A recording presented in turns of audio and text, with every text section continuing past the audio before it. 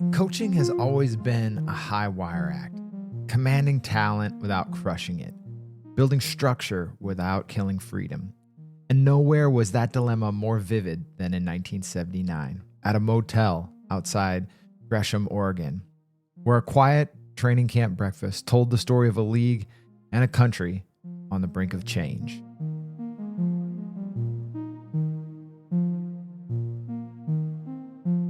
Abdul Jeelani was not supposed to be here. A 6'8" black Muslim forward fresh off a season in Italy. He wore the warm-ups of the Portland Trailblazers. But he wasn't truly on the team. He was shy, but he signed. Abdul Jeelani, the all-powerful servant of Allah. Back in Rome, he had been a star, but in Portland, he was a mystery. He came from Wisconsin Parkside, a small, forgotten school. He'd been overlooked, twice cut, and now had one more chance. But Jeelani's game didn't fit Jack Ramsay's system. Ramsay's offense was regimented, choreographed, each cut, each pass precisely timed. Jeelani's game was free-flowing, instinctive, he was a strong disciplinarian. Somewhere he learned that he had to drink so many glasses of water a day. He kept the thing on his lanyard on his neck, making sure he drank all those glasses of water. How many it was, I don't remember, but he did. He was a great disciplinarian. How would you describe his coaching style? Strong on fundamentals. I remember he was a guy, we had a coach at Oregon State at the time, Miller, who hated bounce passes. He liked only chest passes. Ramsay always advocated the bounce pass. But he was very strong on fundamentals and on a team game. And we had the kind of a team at that time, type of players that listened to him and believed in a team concept, and that's why we won it all. Everybody respected Jack for his knowledge of the game, and everybody just bought into it. Jack is a genius with X's and O's, and his role definition was fabulous. There was never a question on what your role was on the team. You knew that. He spelled it out for you. He's the best coach I've ever played for. Jeelani had the skills, but in Portland, that wasn't enough. Jeelani's struggle wasn't just about style. It was about belonging. Jeelani's presence, his faith, his name, it felt radical at the time.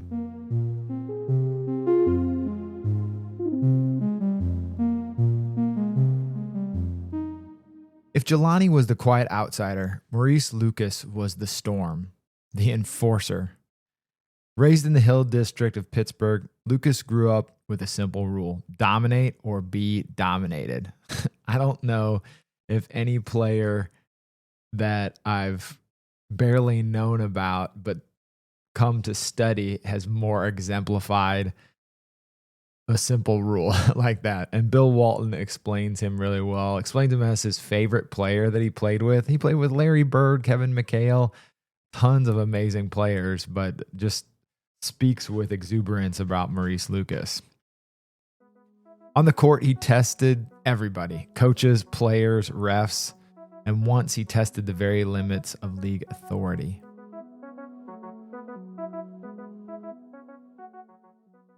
There was an incident where Lucas walks towards a referee.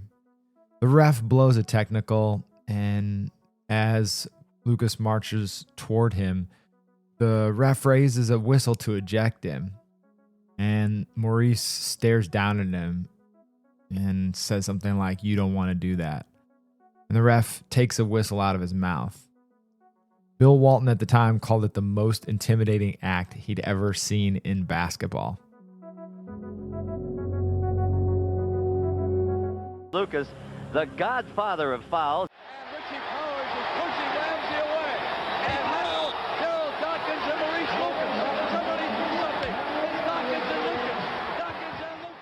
I don't think we can discuss that finals unless we talk about what happened in Game 2 where Maurice Lucas and Darryl Dawkins got into a fight and then went to Game 3, and everybody felt that, Dawkins was going to come out really angry because he was mad that his teammates didn't have his back in the fight.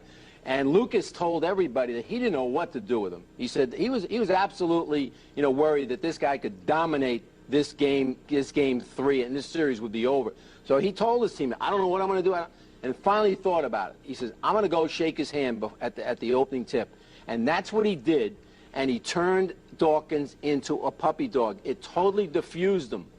Daryl Dawkins didn't know what was going to happen, and he stuck his hand out to shake his hand, and Daryl shook his hand, and Daryl was a non-factor from that point on. I think it maybe let them know, Philadelphia, that we weren't going to lay down for him.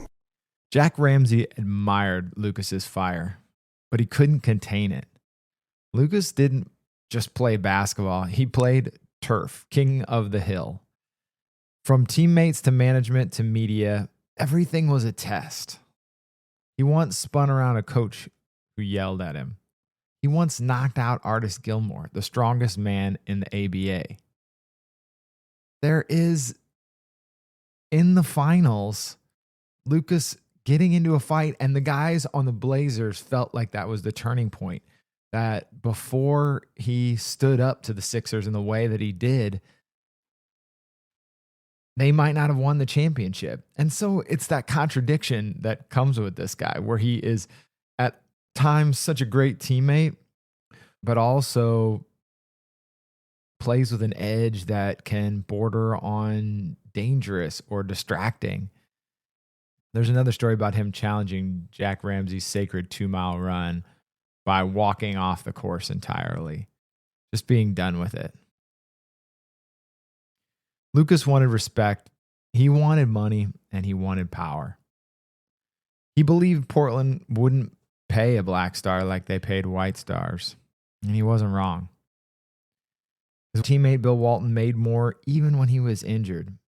And coaches said it wasn't about race, but for Maurice, he couldn't have his mind changed even when they told him that that was the truth.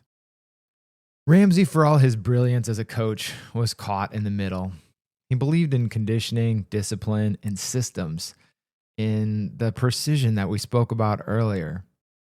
But with these small cracks, his systems began to break down.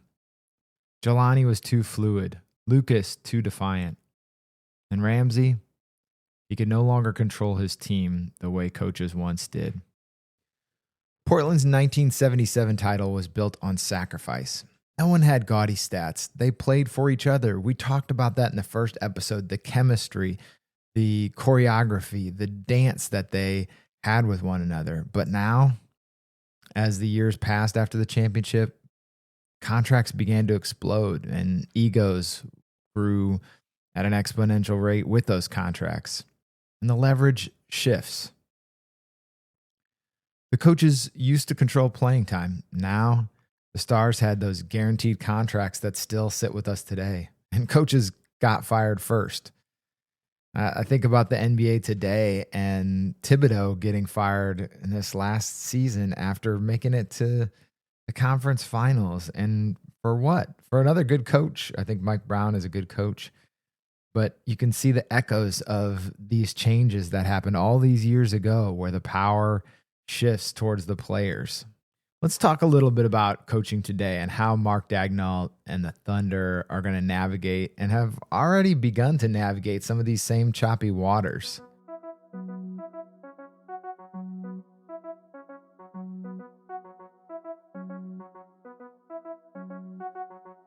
Daigneault leads the youngest team in the NBA, but he's different than Ramsay. He doesn't have a commanding presence, doesn't seem to even have a demanding presence, though I'm sure it's there.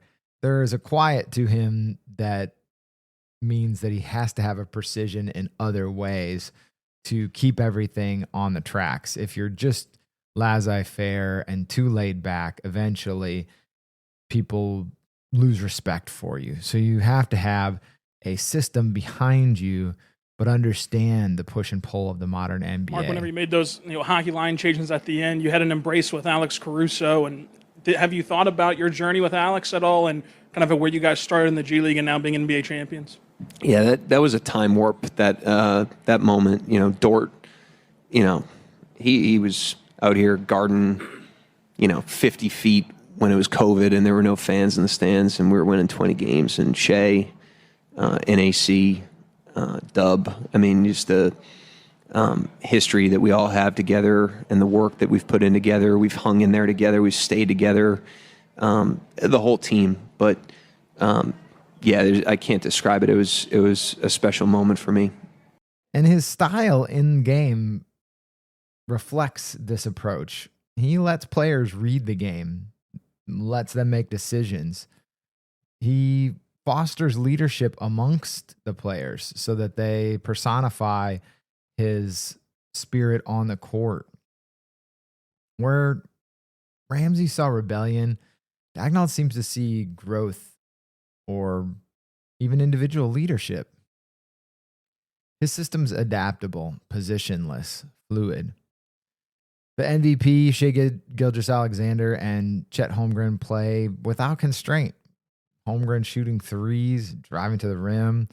Shai showing creativity and command throughout the game, knowing when to take over. And that's not because there's no system, but because they understand the system deeply and they're empowered to break it when necessary. They have an unspoken trust that comes from a lot of practice and a lot of time spent together. We're just playing together as a team. We play with energy, we play hard, we play for each other, and we think that's a recipe for success, and so we're going to keep rolling that way, executing the game plan. Versatile. The team does a really good job of finding me when I'm open, so I'm out there trying to make plays, play off the catch, and do what I'm supposed to do. Hey, 8 guys in double figures tonight. It's only the 4th time it's happened ever in OKC history. What's it feel like on the bench and on the floor when you have so many guys going?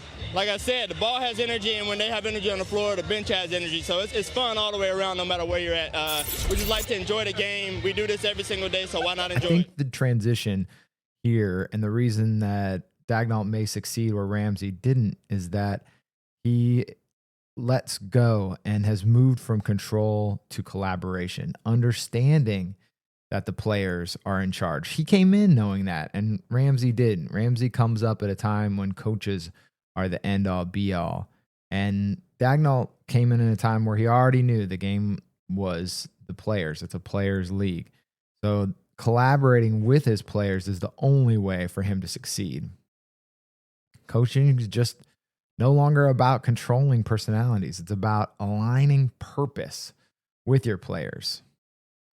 Jeelani never had a chance at that.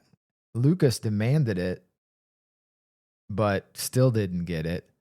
Daigneault offers it freely. So what is a coach? A strategist? A motivator? A therapist? Or maybe just a witness to greatness and to the chaos that comes with it. Jeelani faded from the league. Lucas carved his legacy. And Ramsay, ever the drill master, rode his bike through it all. From the motel in Gresham to the courts in Oklahoma City, the coach's dilemma remains. How do you lead men who no longer need you to lead? Until next time, remember, keep your dribble low and your eyes up.